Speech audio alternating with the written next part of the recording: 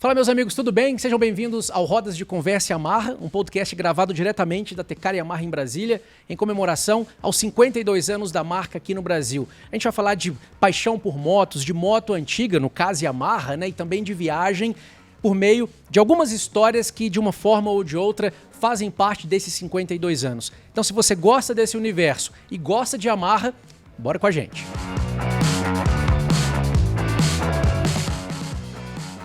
Então, agora num plano mais aberto, vocês estão conhecendo os três convidados, na verdade vai conhecer mesmo a partir de agora. Esse aqui é o Flávio Penido, apaixonado por Yamaha. Ali do lado nós temos o Kaique Lana, piloto. Vai dar dica de pilotagem hoje pra gente também, Kaique? Claro. Daqui a pouco, né? Marco Frantz, sobrenome alemão? Alemão. Diferente, né? Frantz. Falei correto? Mais ou menos, né? Tá certo, tá certo. Sejam todos bem-vindos aqui, então, à nossa roda de conversa. Alguém quer começar? Quer puxar a fila?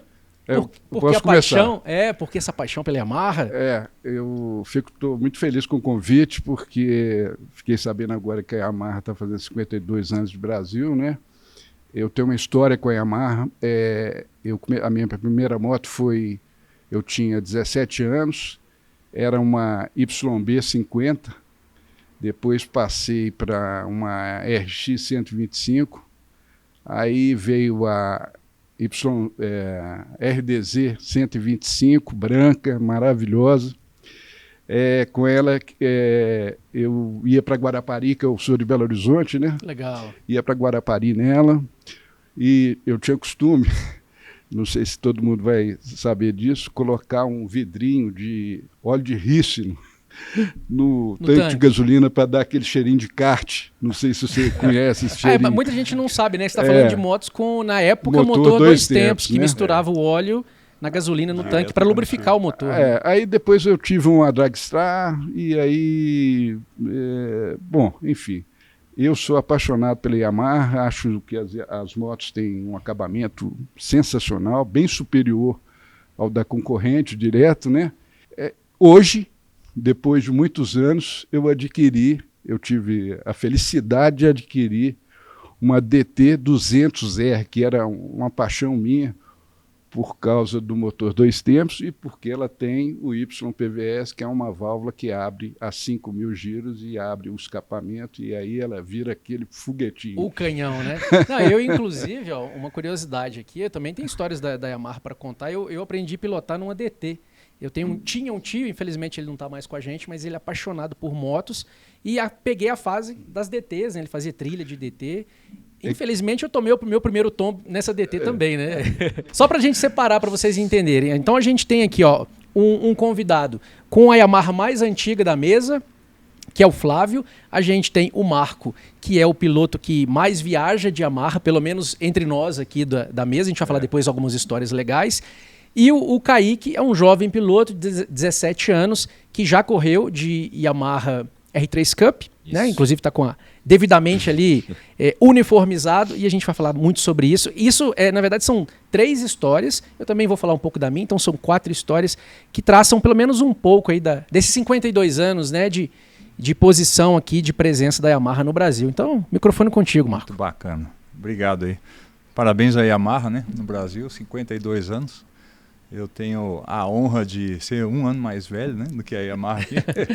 Então você viu a Yamaha chegando. Mas Yamaha fez parte da vida da gente desde a infância, desde que a gente se lembra por gente, né? A gente já andava na garupa, né? Evidentemente. Eu demorei um pouquinho mais ali para rodar pilotando. E a Yamaha faz parte da nossa vida, da nossa história. E hoje eu tenho a felicidade plena de rodar na minha Teneré 660, ano 2016. É uma moto que vestiu para mim. Essa é a moto, eu digo, cada piloto tem a sua preferência, tem a moto que mais se encaixa, né? Seja Big Trail, seja custom, moto grande, moto pequena. Para mim, essa é a moto, né? Para o objetivo que eu gosto, né? O meu hobby preferido é moto aventura. Acabei de voltar de uma viagem bacana agora para as serras do Rio Grande do Sul, Santa Catarina, 5.200 e poucos quilômetros. Legal. Maior parte pela terra, né? Então foi assim, uma aventura extraordinária. E amanhã cedinho estou indo para uma outra aqui mais pertinho, mas uma outra motoaventura bacana aí, atravessando aqui o estado de Goiás. Então não é só no asfalto não, vai bem terra.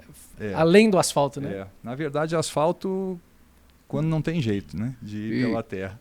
Com um excelente motor, né? O 660. É um prazer muito grande. Como eu digo, né? Essa moto me vestiu. E aí eu só vou trocá-la por outra Teneré. Essa vai ficar de coleção como a DT do Flávio, né? Vai ficar. O Kaique, eu não sei se ele sentiu o cheiro de óleo 2 tempos na vida dele, não sentiu? Lógico. Eu comecei com 5 anos, era 2 tempos ainda. Legal. Na época, com 5 anos. Conta a sua história pra gente. Bom, diferente aqui dos amigos aqui, minha história não tem muito tempo, até porque tô só com 17 anos ainda. Mas comecei com 5, nas motos 2 tempos, cinquentinha. Peguei algumas... Eu gostava de andar na garupa do meu pai sempre. Ele tinha, na época, ele chegou a ter uma R1. E assim, eu sempre gostei muito. E com 5 anos eu ganhei de presente, né? Uma cinquentinha, e eu não sabia nem andar de bicicleta ainda. Eu aprendi primeiro a andar de moto que de bicicleta. Mas... Pra mim a minha paixão sempre foi pra pista, sempre foi pro esporte. Então foi sempre que eu busquei. Com 9 anos eu já tava andando de 125. E com 10 anos eu já tava andando de 150 nos cartódromos aqui de Brasília e tal. E fiz minha primeira competição no Superbike Brasil na categoria de menos de 15 anos, se eu não me engano. Eu tinha 12 ou 11. E depois dali eu entendi que era o que eu queria mesmo. E fui passando, eu passei por muitas motos, fui evoluindo bastante. Diferente de muitos pilotos aí, eu nunca entrei num curso de pilotagem. Cheguei a dar curso de pilotagem aqui ano passado, mas eu sempre fui muito de provar as coisas, de testar. E eu fui testando e eu consegui evoluir, fui bicampeão brasileiro na categoria 300. Depois fui para Yamaha Blue Crew, onde na minha estreia eu fiquei em terceiro no campeonato. Tive uma vitória e 2 ou 3 pódios, eu não lembro direito. Em 2021, corri com o Enzo Valentim e com o Kevin, sim, que foram campeão e vice-campeão europeu. Estão andando bem pra caramba lá fora, sim, né? Andando muito. Andei pau a pau com eles até a metade do campeonato. No meio do campeonato eu sofri 2 quedas, uma delas eu acabei lesionando o ombro. E ali eu perdi muitos pontos, né? E na primeira corrida depois da queda, não estava muito bem ainda. Eu acabei terminando o campeonato em 5º, se eu não me engano. A gente tinha planos de eu ir com a Yamaha em 2021 para o campeonato europeu, mas com essas questões aí de pandemia, de ter atrasado tudo, acabou que ficou para uma outra oportunidade. Que ela venha. Vocês conhecem o R3 Cup? Como é que funciona o campeonato? Já viram alguma coisa? Pouco. Eu também conheço pouco. Então, a Yamaha, ela... Hoje, nessa temporada 2022, se eu não me engano, são mais ou menos 50 pilotos. 48. Né? E eles facilitam, tem um valor fixo por ano, eles dividem em 12 parcelas. E aí você chega para correr só de bermuda, veste o macacão, tá tudo pronto para você. A moto, o macacão, o capacete. Gasolina, toda a estrutura. Se eu não me engano, é cerca de R$20 mil por ano, né? Mais ou menos. Porque eu acho que nesses últimos anos aumentou, porque aumentou as etapas, mas quando eu acho que era 18, se eu não me engano. O ano inteiro, né? Isso, então. 18 mil dividido de 12 vezes. E tem sido a oportunidade de várias pessoas correrem. Por exemplo, em Goiânia, eu acompanhei uma etapa lá, conversei com um piloto que o pai dele faz Uber e paga a participação dele na temporada fazendo Uber, trabalhando como motorista de carro. E bem legal, assim, é democrático, né? E aí os primeiros colocados ganham uma vaga para correr no europeu, não é isso? Sim, acho que ganha 70% da inscrição, se eu não me engano. Uma bolsa, como se fosse assim, né? Uma ajuda de custo. Acho que é 200 mil a inscrição no europeu. Então, assim, uma ajuda boa. É um dinheirinho. Kaique, você falou que correu de 125, mas tem que deixar Tem que deixar claro aí que é a 125 preparadinha, né? Ah, era preparadinho. 125, 150. A 150 eu ainda tenho hoje, mas era preparadinho. Assim, não era de competição, porque a gente estava treinando no kartódromo, mas tinha tudo já preparadinho, as rodas e tal. Então, ela era no álcool também. Já era quatro tempos, né? Já era quatro tempos. Mas, ela era preparadinha, assim. E o que você tem, assim, na sua história, que ficou uma marca azul aí, um check na sua carreira, e que te faz, de uma certa forma, também gostar da Yamaha? Um dos meus títulos de campeão brasileiro foi de R3, correndo na categoria 300 geral. E eu acho que esses 2 anos realmente foram de muita evolução. Eu acho que ter andado na categoria, eu cheguei como estreante. Na primeira corrida eu cheguei em 12º. Na segunda corrida, que era sábado e domingo, né? Então no domingo eu já peguei meu primeiro pódio, que foi 5º, que era 5º até a época, hoje é 3º. E depois dali, logo na outra etapa em Curvelo, na primeira de sábado, já consegui minha primeira vitória. Então acho que foi algo que me forçou muito a evoluir, porque o nível da R3 era extremamente alto. E ali eu percebi que eu realmente tinha que subir o nível. Eu acho que foi muito importante para mim esses 2 anos de R3. Massa. Parabéns.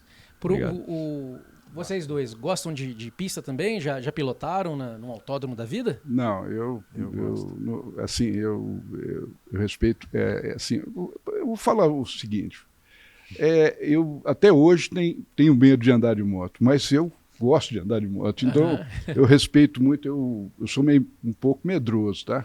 Eu sou muito romântico, porque, se vocês me permitem, quando eu iniciei, por coincidência, os Paralamas tocavam Vital e Sua Moto. Então, eu achava aquilo... Romântico, lindo, a letra da música, né? Romântica, e eu adorava andar de moto, sabe? Adoro, né, andar de moto, sentir aquele vento batendo, o barulhinho do motor 2 tempos, né? Então, essa é a minha história com a Yamaha, e a minha história de vida. Eu ando de moto até hoje. Hoje eu gosto de estrada, né? Eu tenho uma Big Trail, então eu gosto disso. Eu gosto de andar de moto. Você curte andar de moto também sem ser competindo? Sim, eu não tenho idade ainda pra não andar tem, na rua, né? né? Mas Tá contando passeios, dias. assim. Então, riscando no calendário os dias lá. Acontece.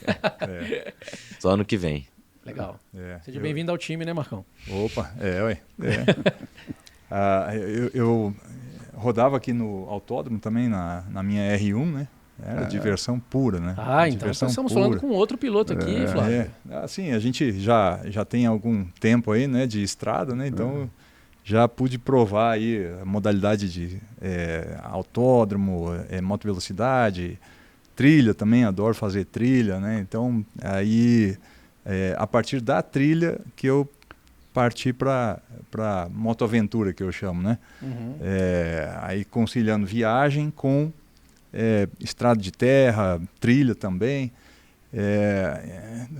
muito no meio da natureza, né? E se mantendo jovem. A cabeça, a né? gente tenta, né? Eu acho que eu não tenho mais idade para fazer trilha. Eu tenho um cunhado que faz, ele tem moto de trilha e tudo, mas eu gostaria, né, de fazer o que você faz, pegar uma moto e fazer o circuito estradão, de estrada, né? estrada de terra, sabe? Aqui, por exemplo, tem um trecho bem tranquilo que dá para fazer indo para Pirinópolis. Não é? Você atravessa um rio e tal, paisagem bonita pra caramba. Eu tive uma oportunidade de fazer lá de carro, de Jeep uma vez, e depois quero voltar de moto para fazer esse mesmo trajeto. É bem legal. Já fez? Já, e deixei gravado no Wikiloc lá, à disposição, quem quiser, né? Tá o circuito lá disponível no Wikiloc, né? O aplicativo de trilha, né? Legal. Deixar aí o link também na descrição do vídeo para quem não conhece o aplicativo. Boa. Aí lá no meu canal, lá no meu perfil lá do Wikiloc, tem algumas trilhas que eu já rodei, inclusive essa última viagem aí para o sul. E aí eu gosto de registrar porque pode ajudar outros pilotos, né? Que queiram experimentar aquele circuito ali. Então eu me oriento bastante. E quando você faz uma viagem mais longa, assim, ou pega um trecho mais longo, O que você leva? Leva barraca? Como é que é? Já vai Equipamento, com os né? pontos definidos? O planejamento começa vários meses antes da viagem acontecer.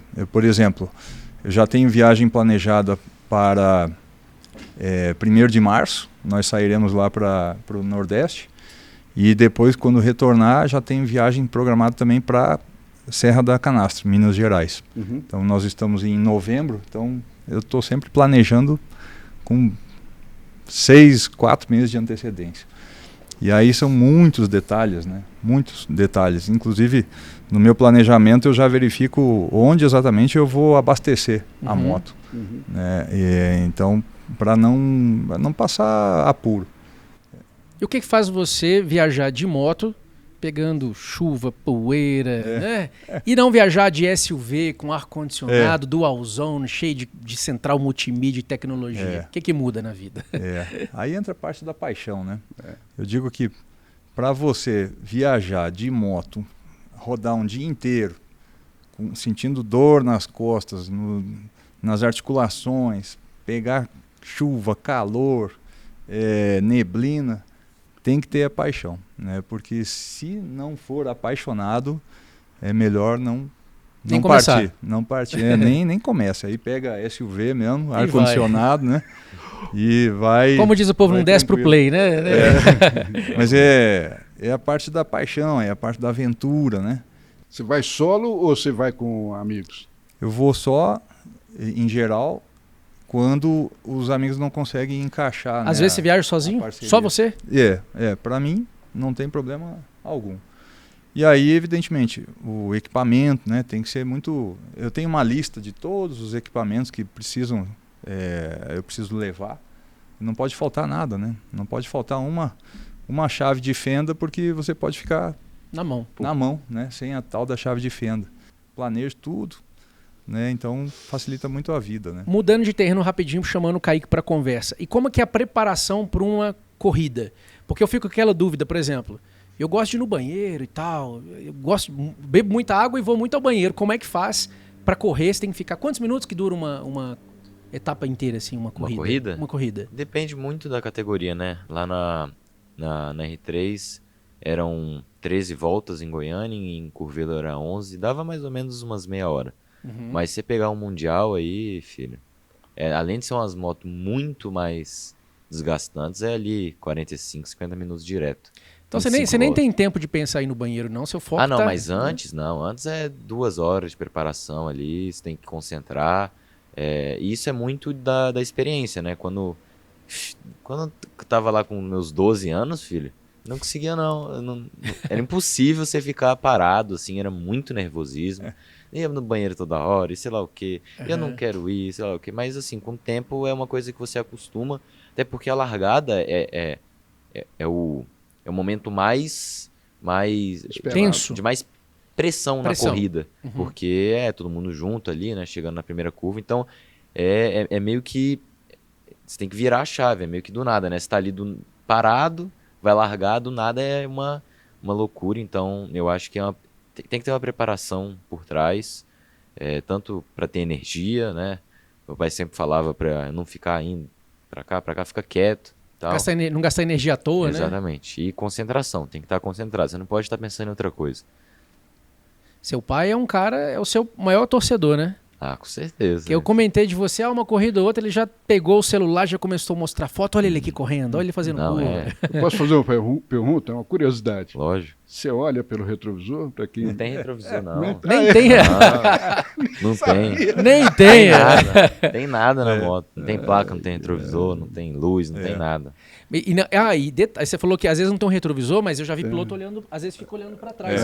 E teve um rapaz em Goiânia nessa última etapa que ele só perdeu colocação porque ele estava quase ganhando e começou a olhar e o cara passou. Isso aí tem muitas pessoas que criticam, muitas pessoas que é normal. Assim, eu nunca vi problema, mas eu acho que é questão da hora, né? Porque às vezes você tem que, por exemplo, na R3, onde as motos são um pouco mais fracas, o vácuo no final da corrida é importante. Então, se você estiver na frente, no final, na reta... Nem sempre você vai ganhar, né?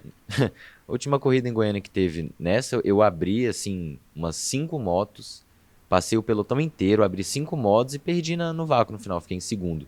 1/1000 do terceiro. Nossa. Então, assim, é um grupo assim, de 6, 7, 8 pilotos no mesmo segundo que passa assim. Então, precisa de uma estratégia. Você precisa saber o quanto na frente você tá, quantas pessoas tem atrás de você. Então, assim, e depende muito. Por exemplo, agora numa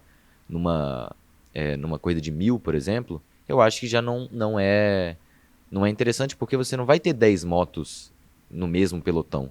Não vai ser junto. E você tem mais motor também pra explorar ali, então né? quem entrar na frente vai ganhar. Então aí eu acho que pode ser até perigoso, mas em motos de mais baixo, você pode ver até na MotoGP, na Moto3, toda hora. Você tem que saber, você tem que pensar na sua corrida e no que o outro está fazendo, porque senão não dá certo. Posso fazer outra pergunta?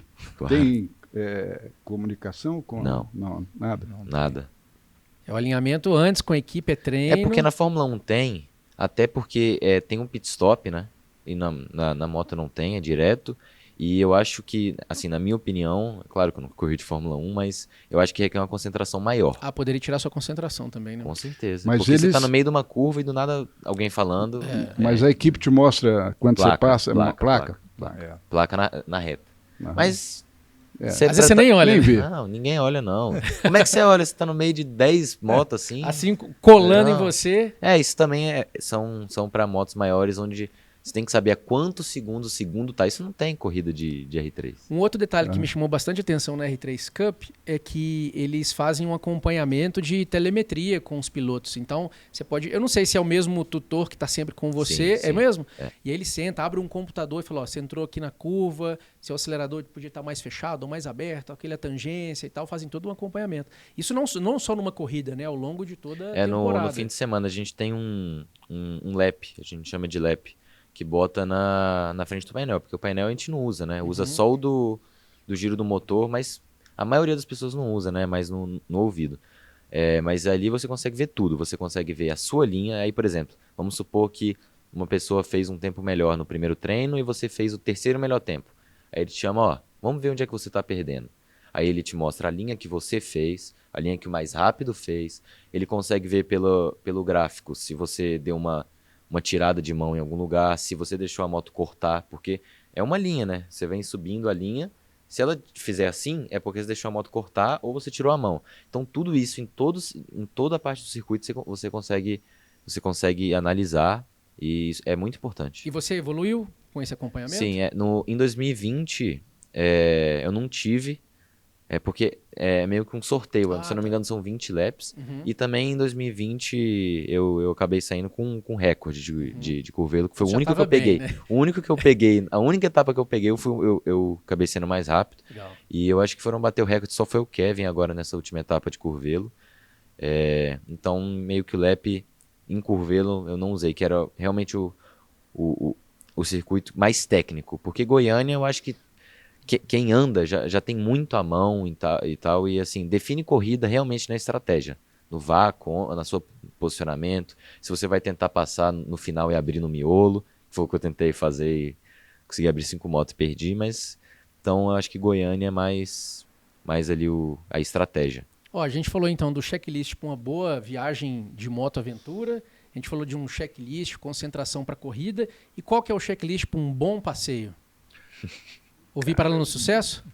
Eu gosto de levantar cedo, gosto de, assim, não gosto de viajar com muitas pessoas, eu gosto de ter companheiros pré-definidos, que gostam também da bruma da manhã, né?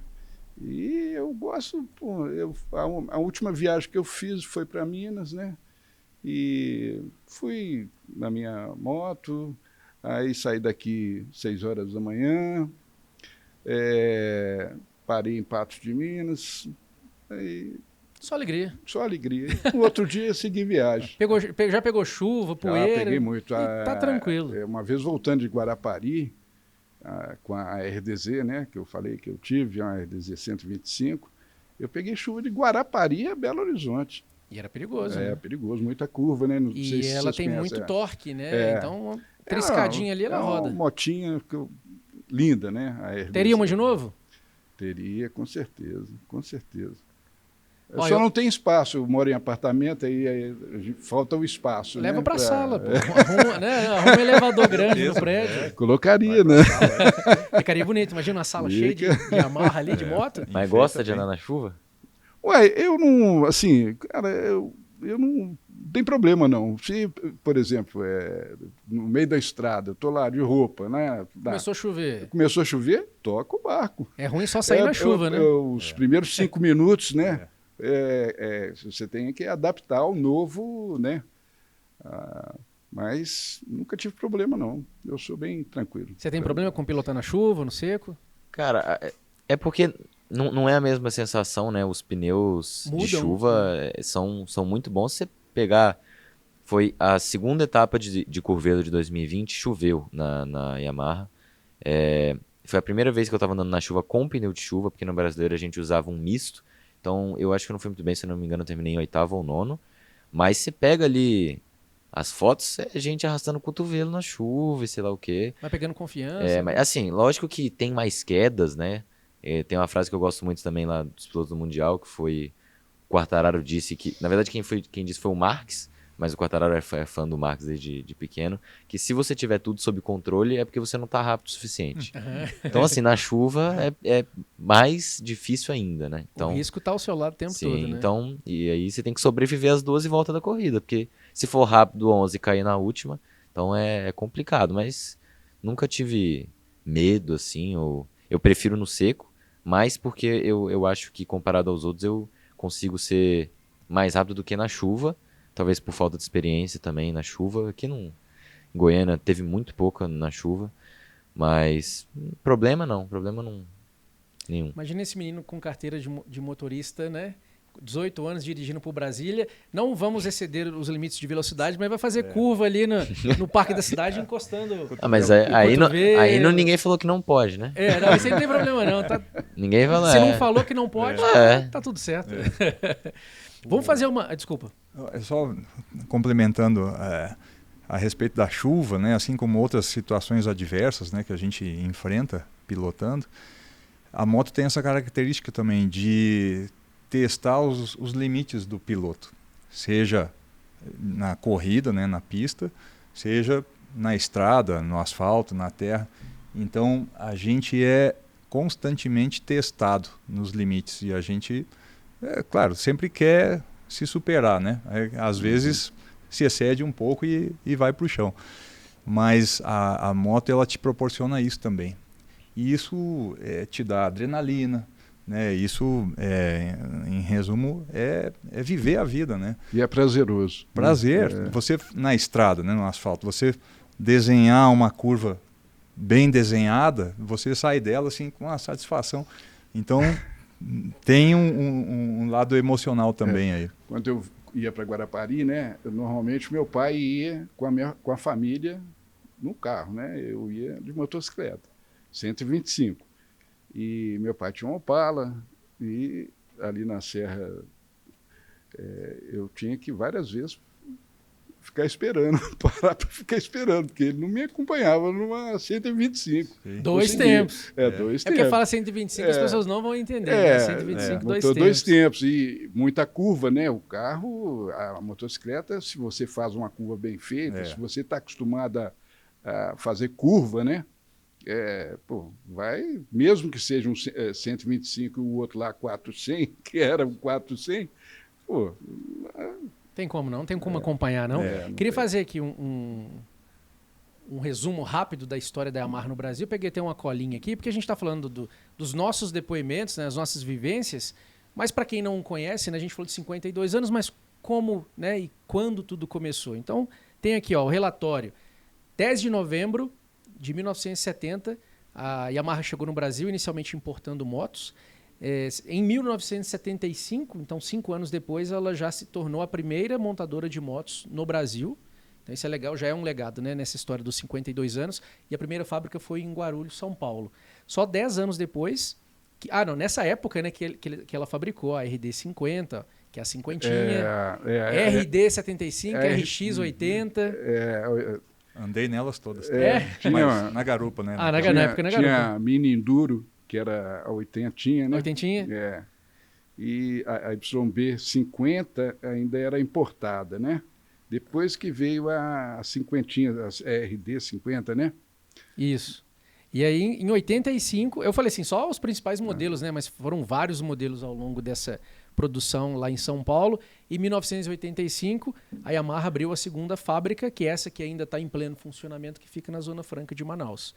Eu ainda não tive a oportunidade, mas eu sou muito curioso, eu gosto de ver fábrica, principalmente de motos, né? Uhum. Você vê lá uma moto por minuto saindo, é uma coisa muito doido. inacreditável. Impressionante. Eu acompanho hoje, eu tenho um programa de carros e motos, né, aqui em Brasília, que chama Última Marcha, e eu tenho a oportunidade hoje de pilotar as motos e dirigir os carros antes, né, assim, nos lançamentos. Então hoje, a maioria das motos que estão aqui, eu tive o prazer de pilotar antes, né? E aí eu tô na fila para ver se eu piloto a T7, né? Todo lançamento que a gente vai, todo evento, a gente fala assim, a T7 vai sair ou não vai, né?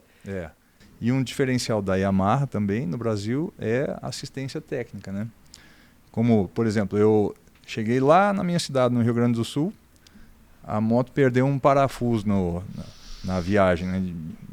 Eu já tinha rodado uns 3.000 quilômetros e no pau mesmo. A moto, eu boto ela para moer, não tenho pena não. Tem dó, não. Então, assim, a gente subiu o morro, desceu o morro, atravessou córrego, passou dentro de poça d'água.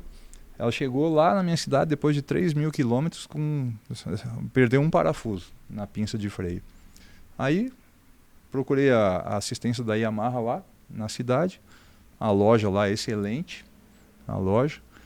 Já comprei na hora e resolvi o problema. Então, a assistência técnica faz uma diferença enorme. Que se fosse uma marca que não tem essa rede de assistência, eu teria mais dificuldade para resolver um problema simples. Então, isso tem que levar em consideração também. Seguinte, meus amigos, nós estamos chegando ao fim do nosso podcast. Tem assunto para a gente ficar aqui várias horas conversando, né? Kaique está ali querendo contar mais histórias E deu aula pra gente aqui também, né? Obrigado, inclusive, pelas lições aí de concentração, de disciplina, que sem isso a gente não faz nada. Até seja uma viagem de moto aventura, até a disciplina também, responsabilidade para rodar na cidade também, né, Flávio? Importante. E na pista, principalmente. Os presentes vão chegar voando. Aí, ó. Aí. Mágica. Que isso, hein? Azul? Já estamos nos tamanhos adequados? Ó, tem preto e azul. Eu quero azul da Yamaha. Azul aí, vai ter que trazer. Pô, pior que ver os tamanhos. GG, esse aqui. Azul dá uma pilha lá em casa. Vê se o tamanho dá pra você.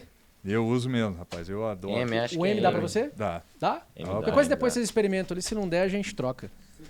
Que maravilha. Ó, pessoal, muito obrigado mais uma vez. Hoje é uma sexta-feira, tá, pessoal? A gente convidou essa turma e chegaram aqui por volta de 19 horas. Sextou, né? Então, abriram mão da sexta-feira para estar aqui com a gente, dividindo histórias, contando a paixão pela Yamaha. Então, eu pessoalmente fico muito feliz de falar sobre isso, porque eu comentei com vocês. Eu aprendi a pilotar numa DT, fiz trilha durante muito tempo de DT também. Era uma DT mais velha, então dava um pouco de manutenção. 180, né? 180. E depois eu tive motos mais novas. Quando lançaram a Lander, eu tive uma Lander, mas parei nessa cilindrada. Lander, e antes eu tive uma XTZ 125, que foram motos que passeavam bastante. Eu sou de Minas também. De onde? Eu nasci em Congonhas, perto de Ouro Preto ali. Então a gente ia muito para Serra do Cipó, aquela região toda ali, Cerro, Diamantina. Tudo de moto, era a coisa mais linda. Estrada Real. Eu ainda quero fazer a Estrada Real, saindo ali de Ouro Preto e até Paraty, né? Paraty. Eu tenho um roteiro desenhado para rodar lá nessa região. Depois vou pegar com você. Ouro Preto, São Lourenço ali. Legal. Eu quero sair de São João del Rei, aí vai a Tiradentes, né? Sim. E aí pega e sai lá em Paraty. Isso, é um trecho muito legal. Então, últimas considerações aí, 1 minutinho para cada um. Pela oportunidade e Yamaha na vida, o que vocês gostariam de falar para a galera que está assistindo a gente? Bacana, Cleiton. Esses 52 anos, né? Vou começar, quase minha idade. Primeiramente, a gente agradece a Yamaha aqui, Brasília, por ter nos convidado, né? É uma honra muito, muito legal e papo muito bacana, né? Conhecer pessoas assim, né, tão interessantes, né, que nem o Kaique aqui, pilotão, rapaz, 17 anos, poderia ser meu filho. E aí o Flávio também, o Cleiton aqui, muito bacana. E o recado que a gente deixa é assim, moto é paixão, né, e moto é viver. Então não fique esperando, eu vou esperar para ter dinheiro para comprar a minha moto Big Trail, não sei o quê. Compra a moto que você puder e vá curtir o que você gostar. Se você gostar de corrida, de circuito, vá. Se você gostar de terra, vá. Se gostar de viajar, gostar de andar na cidade, curta o que você quiser. Moto é vida. É isso. Obrigado aí. E não deixe para amanhã, né? Não deixe Você, pra amanhã. Kaique? Então, queria agradecer, né, claro, pela oportunidade, agradecer aqui pelo brinde. Eu acho que é muito legal, né, conhecer também as outras partes. Eu tenho um pouco de idade ainda, o que eu conheci de moto, para mim, não é uma brincadeira, né? Para mim, quando se trata de moto, para mim é esporte, para mim é um sonho, para mim é só isso. Então, eu acho que é muito legal, né, poder compartilhar também com isso e agradecer a Yamaha, claro, porque eu acho que quando a gente está falando de esporte, é a empresa que realmente dá oportunidades, né? Quando a gente está falando de esporte, é o que tem, né? A Yamaha, a Blue Crew lá. Então eu acho que é muito importante também esse incentivo. Agradecer a visibilidade, claro. Então é isso. E microfone aberto, inclusive, ó, quebrando o protocolo rapidinho aqui, ó. Rapaz quer continuar correndo, então aberta aí a temporada de patrocínios para o Kaique, por que não, Precisando, né? Sempre bem-vindo, né? É caro. Então, piloto de Brasília, nasceu em Brasília? Nasceu em Brasília. Então, piloto de Brasília, cheio de talento aí, já mandou bem, já correu fora, então torcemos que você continue na rota. Obrigado. O patrocinador merece o voto de confiança? Merece. Isso aí, vamos bordar a última marcha no seu macacão. Vamos bordar. E aí, Flávio, últimas palavras ainda. Eu queria agradecer a oportunidade, porque a gente que é mais velho, né, tem muitas histórias, né, e que anda de moto até hoje. Então, para mim foi uma satisfação muito grande poder estar aqui contando a minha história com a Yamaha, né? Tomara que venha aí de novo motor 2 tempos, só sem carburador, com injeção, que já tem, que eu sei. Então, para mim, Cleiton, foi muito bom, muito obrigado pelo convite. Fico feliz. E se precisar de mim outras vezes aí, a gente vem, né? Certeza. Vamos fazer uma matéria depois com essa DT maravilhosa que ele tem na garagem. Ela entrou na pintura, porque deu umas bolhas, eu expliquei, né? Deu umas bolhas nunca no tá tanque. pronto, né? Quem tem um veículo de coleção nunca tá pronto. Não, só tem mais um detalhe ali. Pode ficar pronto. Mas não acaba a graça, né? Mas ela funciona. Funcionou direitinho. Bom, então eu agora, em nome da Yamaha e da TK Yamaha, agradeço mais uma vez a presença de vocês. E para você que acompanhou o nosso podcast, o nosso bate-papo aqui, se você por acaso também tem alguma história para compartilhar com a gente, quem sabe, né, pode fazer parte aí da segunda temporada do Rodas de Conversa Yamaha. Vai ser muito bem-vindo aqui na nossa mesa, no nosso podcast. É isso. Aproveita então, como disse o Marcos, curta a vida sobre 2 rodas, vale super a pena e não deixe para amanhã. Tem que ser hoje. Não é isso? Isso mesmo. É isso aí. Bacana. Valeu. Valeu. Valeu, pessoal.